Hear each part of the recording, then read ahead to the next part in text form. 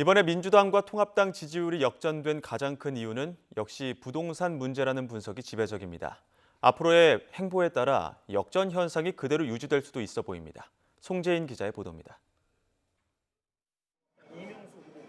코로나19 위기 상황 속에서 치러졌던 지난 4.15 총선. 민주당은 국난 극복 메시지를 전면에 내세워 거대 여당 자리에 올랐습니다. 국민 여러분, 대단히 고맙습니다.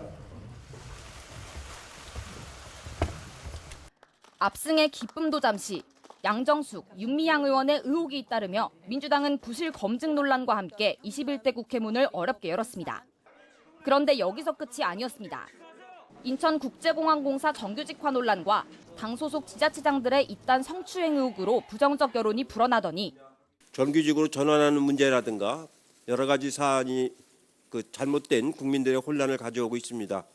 그만큼 본질적으로 중요한 것들이 이제 없어져 가고 있기 때문에 이런 사소한 일로, 사소한 표현은 아닙니다만 결국 20번이 넘는 부동산 정책에 대해 여론이 대부분 실패로 규정되면서 당 지지율이 눈에 띄게 꺾였습니다.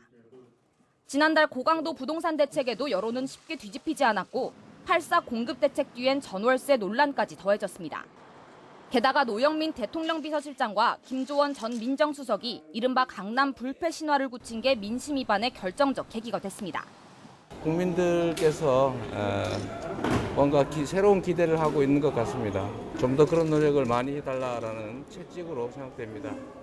최장 장마에 따른 피해까지 겹치면서 통합당의 지지율 역전을 허용하고 말았습니다. 통합당이 제1야당으로서 전국을 주도했다기보다는 말조심 방침 등 저자세를 유지한 게 주요한 것으로 분석됩니다. 앞으로는 변화 조짐이 보입니다. 기본소득을 전면에 내세운 정강정책 등을 공개하며 새로운 행보에 시동을 걸고 있습니다. 우리는 그냥 묵묵히 미래를 향해서 우리 당이 할 수 있는 일을 하고 그것에 대한 국민의 평가를 갖다 받는 것으로. 다음 주 5.18 묘지 참배에 이어 당명과 당 색깔 교체까지 예고했고 박근혜 전 대통령의 탄핵 사태에 대한 공식 사과까지 준비하면서 이참에 지지율 1위를 굳혀보겠다는 계획입니다. 더구나 2주 뒤 전당대회를 앞둔 상황에서 지지율 역전이 된 건 민주당으로서는 뼈아픈 대목입니다. 가장 큰 원인이 부동산 정책인 만큼 피부에 와닿는 정책 효과가 나타나지 않는 한 재역전을 이루긴 쉽지 않아 보입니다. YTN 송재인입니다.